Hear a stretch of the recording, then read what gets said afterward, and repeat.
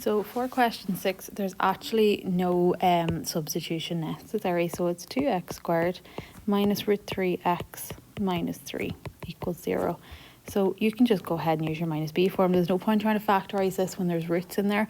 So a is 2, b is minus root 3, and c is minus 3.